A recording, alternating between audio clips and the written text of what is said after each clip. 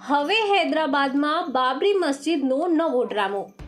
હૈદરાબાદમાં બાબરી નામની મસ્જિદ બનાવવાની જાહેરાત કરીને मस्जिद की 33rd डेमोलिशन की एनिवर्सरी थी और एक रूटीन पब्लिक मीटिंग मस्जिद में होती है हैदराबाद में।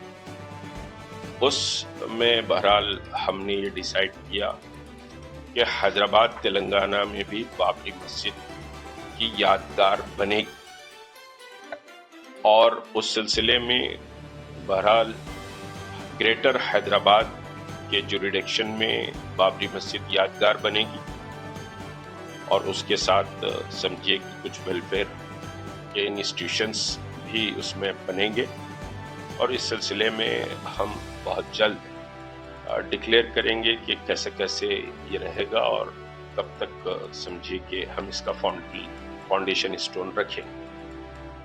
और बाबर के नाम से किसी को परेशान होने की जरूरत नहीं है। अयोध्या में जो बाबरी मस्जिद है उसका कोई एविडेंस नहीं था कि बाबर की तरफ से कोई रेवेन्यू उस मस्जिद को बनाने के लिए आया था।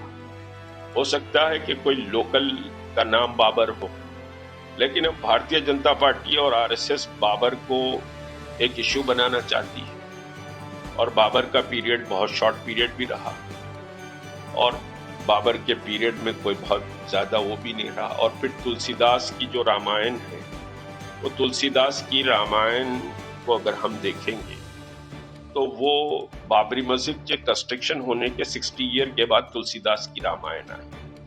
उस रामायण में कोई जिक्र ऐसे नहीं है कि बाबर की बर्थ प्लेस राम मंदिर थी और राम मंदिर को तोड़कर हमारे राम की समझिए के साथ बर्थ प्लेस पर राम मंदिर थी, उसको बाबर ने तोड़कर बाबरी मस्जिद बनाई है। ऐसी कोई बात रामायण में नहीं और वो 60 ईयर के बाद है। फिर हम देखेंगे कि बाबर का पीरियड शॉर्ट रहा, उसके बाद हुमायूं का रहा, उसके बाद अकबर का रहा।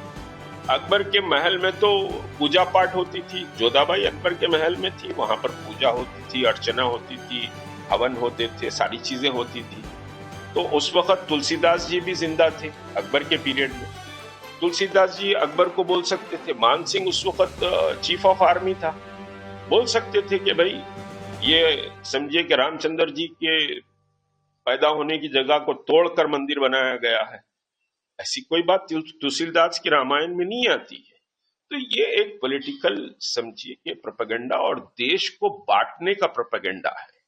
इससे जो भाईचारगी थी हिंदुओं में, मुसलमानों में, सिखों में, ईसाइयों में, दलितों में, ये सारी भाईचारगी को इससे तोड़ दिया गया है और नफरत के बीच बो दिए गए हैं।